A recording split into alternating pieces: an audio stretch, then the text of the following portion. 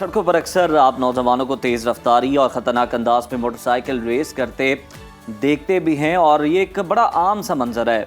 बदकिस्मती से उनका ये जुनून अक्सर जिंदगियों के चिराग गुल कर देता है। पाकिस्तान में हर साल सैकड़ों नौजवान गैर कानूनी रेसिंग के दौरान न सिर्फ अपनी बल्कि दूसरे लोगों की जिंदगियां भी खतरे में डाल देते हैं। और इस हवाले से एक अच्छी खबर ये है कि अब पाकिस्तान में रेसिंग के शौकीन नौजवानों के लिए एक महफूज और मुनज़्ज़म प्लेटफॉर्म मुहैया किया जा रहा है। 22 दिसंबर को इस्लामाबाद में होने वाला पहला मोटोक्रॉस इवेंट रेसिंग के शौकीन नौजवानों का अपना शौक और कंट्रोल इन्वायरमेंट और महफूज माहौल में पूरा करने का मौका फराहम करेगा। आज हमारे साथ इस अहम इवेंट के organiser lieutenant colonel retired Aamir Zafar साहब मौजूद हैं। उनसे हम ये जानेंगे कि ये इवेंट किस तरह से नौजवानों के लिए महफूज रेसिंग के मौके पैदा करेगा और पाकिस्तान में इसका मुस्तकबिल क्या है। सर, वेलकम टू सुनो पाकिस्तान। सबसे पहले मैं ये बताइएगा कि आपको ये इवेंट मुनक्किद करवाने का ख्याल कैसे आया और क्या इसका मकसद आप देख रहे हैं। Thank you very much Uzair, it's nice to be here on your show. बिस्मिल्लाहिर्रहमानिर्रहीम।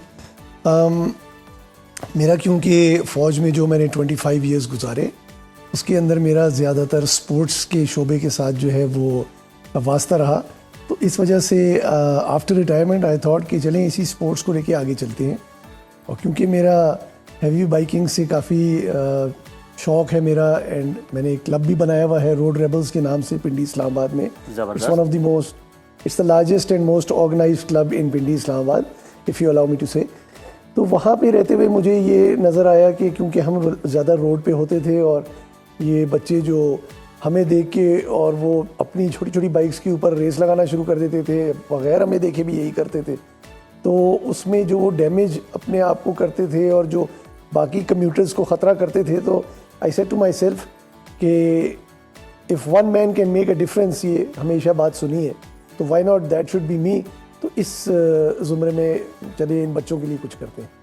बिल्कुल ठीक। अच्छा, जैसे कि इस इवेंट की ख़ास बात है, सर हमें बताइए कि आप एक कंट्रोल इन्वायरमेंट प्रोवाइड कर रहे हैं, तो अब तक इस इवेंट में ख़वातीन राइडर्स भी हिस्सा ले रही हैं और अब तक कितनी रजिस्टर्ड हो चुकी हैं और ख़वातीन के हवाले से कितनी पार्टिसिपेंट को उस तरह से सपोर्ट किया जा रहा है और कितनी उम्मीद है कि पार्टिसिपेंट हिस्सा लेंगी ख़वातीन। Thank you very much. अच्छा नजफ़, आपने बहुत अच्छा सवाल किया है, ये मैं आपको इसके 2 हिस्सों में जवाब देता हूँ। पहली चीज़ ये है कि आपने कंट्रोल्ड एनवायरनमेंट की बात की। अब बिल्कुल रेस कराना उतनी ही बड़ी जिम्मेदारी का काम है जितना किसी इंसान की ज़िंदगी बचाना जी। और इसकी वजह क्या है, किसी भी जगह पे रेस नहीं कराई जा सकती। देखिए सड़कें तो बिल्कुल ही गैर महफूज हैं, वो तो जगह ही नहीं है रेस करने की, ये तो सिर्फ एक हिमाकत है। हाँ, जब आप रेस कराना चाहते हैं तो मुख्तलिफ फॉर्मेट्स हैं, इनमें से कुछ सड़क पे होती हैं रोड पे और कुछ होती हैं जो ऑफ रोड होती हैं। क्योंकि जो रोड रेसिंग होती है, ड्रैग वगैरह हो गई, मोटो जीपी हो गई, तो ये बहुत एक्सपेंसिव फॉर्मेट है, बाहर के मुल्कों में होता है, अभी हमारा मुल्क इसके लिए तैयार नहीं है। जो आसान और सस्ता तरीन तरीक़ाकार है रेसिंग के अंदर दाखिल होने का, वो है थ्रू मोटोक्रॉस, और उसमें आपको बाकायदा एक मोटोक्रॉस का एरिना बनाना होता है जिसमें ऑफ रोड यानी मिट्टी की कोई जगह हो, धूल को उड़ने से कंट्रोल करने के लिए आप उसे प्रिपेयर करते हैं, फिर उसमें से तमाम आप वट्टे, ये पत्थर वगैरह जितनी स्टोन्स पेबल्स होते हैं, ये सारे आप वहाँ से निकालते हैं। फिर उसकी जितने टर्न्स होते हैं उनको डेवलप किया जाता है ताकि टर्न के ऊपर उन्हें एम्बैंकमेंट मिल जाए। इसी तरीके से मुख्तलिफ ये क्या कहते हैं, छोटी से लेके बड़े तक मैं समझाना चाहूँगा कि जंप्स रखी जाती हैं, इनकी ख़ास पैमाइश होती है और ख़ास डिस्टेंस होता है।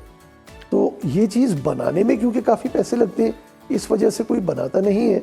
रेसेस होती रहती हैं पाकिस्तान में, लेकिन ऐसे ही किसी भी ज़मीन में किसी से भी बातचीत करके वहाँ पे वो खोल देते हैं कि चलिए जी रेस होगी, स्पॉन्सर्स आ जाते हैं और रेस का नाम हो जाता है, लोग गिरते हैं, टूटती हैं हड्डियाँ, पसलियाँ टूटती हैं, कंधे टूटते हैं, एल्बोज डिस्लोकेट होती है, विच इज़ वेरी बैड। हमें अपने रेसेस का ख्याल उसी तरीके से रखना चाहिए जैसे हम अपने बच्चों का। दूसरा सवाल आपने पूछा, ख़वातीन कोई हिस्सा ले रही हैं नहीं, कितनी रजिस्टर हो चुकी हैं और इनके लिए कुछ किया जा रहा है नहीं। देखिए मैं अपनी इंडिविजुअल कैपेसिटी में ये कर सकता था कि जहाँ पे रेसर्स के लिए एंट्री फ़ी होती है, तो वहाँ पे मैंने ऐलान ये कर दिया कि क्योंकि ख़वातीन को भी इस तरफ आना चाहिए और कोई इतनी बड़ी बात नहीं है, तो उनको इनकरेज करने के लिए एक तो ख़वातीन की एंट्री फ़ी नहीं होगी जब तक कि वो थोड़ी प्रोफेशनल नहीं हो जाती, नंबर 1। नंबर 2, जो दूसरे शहरों से आना चाहती हैं या दूसरे सूबों से आना चाहती हैं, उनको मैं अपनी कंपनी की तरफ से आने जाने का और उनकी बाइक की ट्रांसपोर्टेशन का खर्चा भी दे दूंगा। क्या बात है, जबरदस्त। उसके अलावा ये कि जो हमारे इधर इस्लामाबाद पिंडी में रेस होने जा रही है, उसके अंदर उनके लिए रिहाइश, खाने पीने वगैरह का भी बंदोबस्त मैं अपनी कंपनी की तरफ से कर दूंगा। तो आई जस्ट वांट कि उनको कोई ऐसा माहौल मिल सके कि जिसमें उनका पैसा न लगे। जो एक हर्डल होती है वैसे ही देखें, ख़वातीन को अपने माँ बाप से इजाज़त लेके आने में थोड़ी दुश्वारी होती है, फिज़िकल सपोर्ट है, फिर उसके बाद अपना वक्त निकालना, अपनी स्टडीज़ को भी देखना, जिम्मेदारियों को, और जो शादीशुदा ख़वातीन है यकीन करें वो भी शामिल है, तो उनको फिर एडिशनली अपने मियाँ से भी इजाज़त लेनी पड़ती है। तो दे आर ऑलरेडी स्ट्रगलिंग, तो उनके लिए हमें थोड़ा सपोर्ट करनी चाहिए। राइट नाउ मेरे पास 16 लड़कियाँ जो हैं वो मैरिड एंड अनमैरिड जो है वो रजिस्टर हो चुकी हैं, और ये बढ़ती जा रही है। मुझे उम्मीद है कि इंशाल्लाह ज़्यादा होंगी, बल्कि जिस कैटेगरी में रजिस्टर हो रही है मुझे तो लग रहा है कि उस कैटेगरी में शायद वो लड़कों की स्ट्रेंथ को भी सरपास कर दे। अच्छा आमिर साहब, ये भी ज़रा बताइएगा कि आपने फॉर्मेट की बात की, कैटेगरीज की बात की, ये भी बताइएगा फॉर्मेट क्या है, कैटेगरी क्या है, और पार्टिसिपेंट्स के लिए क्या खास स्टैंडर्ड जो है वो रखा गया है? जी थैंक यू वेरी मच। अच्छा उज़ैर, ये भी बहुत अच्छा सवाल है। कैटेगरीज मैंने इसमें लोगों को मुतारिफ कराने के लिए नंबर 1, नंबर 2 उनको सड़कों से हटाने के लिए, तो जो कैटेगरी सड़कों पे भाग रही है उसको लाजमी शामिल करना था, नंबर 2 ये वजह थी। तो इसलिए मैंने इसमें फ़र्स्ट टाइम 70 सीसी से शुरू किया है। सो 1 category 70 CC, second category 1 to 5, third category आती है 150 सीसी की, फिर फोर्थ कैटेगरी में है 200 से 250, ये होती है ट्रेल शक्ल की जो प्रॉपर मोटोक्रॉस की बाइक्स है, और उसके बाद फिर प्रोफेशनल कैटेगरी है which is 300 CC and above, और फर्स्ट टाइम पाकिस्तान में इंट्रोड्यूस कराने लगा हूँ एडवेंचर बाइक्स की रेस भी, विच आर 700 सीसी से लेके 1100-1200 सीसी तक एडवेंचर बाइक्स होती हैं। अच्छा, इन सब के लिए ट्रैक मुख्तलिफ बनाना होता है, मुख्तलिफ लेवल का। तो 70 से लेके 150 सीसी तक के लिए मैंने एक बिगिनर्स का ट्रैक बनाया है, जो प्रोफेशनल है उनके लिए एक टफ और चैलेंजिंग ट्रैक है, और एडवेंचर के लिए मैंने जो है वो ख़ास तौर पे स्लोप का ख़ास ख्याल रखा है कि कितनी स्लोप को निगोशिएट कर सकते हैं, तो वो रखें। अब जो 70 सीसी से 150 तक के हैं, दे ऑब्वियसली कैन नॉट अफोर्ड के अभी पहली ही रेस के लिए वो मोटोक्रॉस की कोई बाइक ख़रीद के लेके आ जाए। So what I have allowed them to do is कि वो अपनी नॉर्मल 70, 1 to 5 और 150 सीसी की बाइक को लेके और वो मेरे पास आ जाए। The only thing that they need to do इसके उसके जो नॉर्मल स्ट्रीट टायर लगे हुए होते हैं उनको हटा के 3-4 हज़ार का खर्चा। आमिर साहब, हमें इस हवाले से भी आगाह कीजिएगा, क्योंकि ये इवेंट ऑब्वियसली एंटरटेनमेंट के लिए, एंजॉयमेंट के लिए, तो इसको एंजॉय करने के लिए क्या आम पब्लिक भी आ सकती है, और उसकी कोई टिकट है या ये फ्री है, और अगर फ्री नहीं है, ख़रीदना पड़ेगा, तो कहाँ से ख़रीदें और इसकी कीमत क्या है? जी ठीक है, मैंने एक तो वेन्यू जो है वहाँ पे हर किस्म की टिकट्स की जो है वो बंदोबस्त किया हुआ होगा। DHA फेज़ 6 इस्लामाबाद में मैं ये रेस करवा रहा हूँ।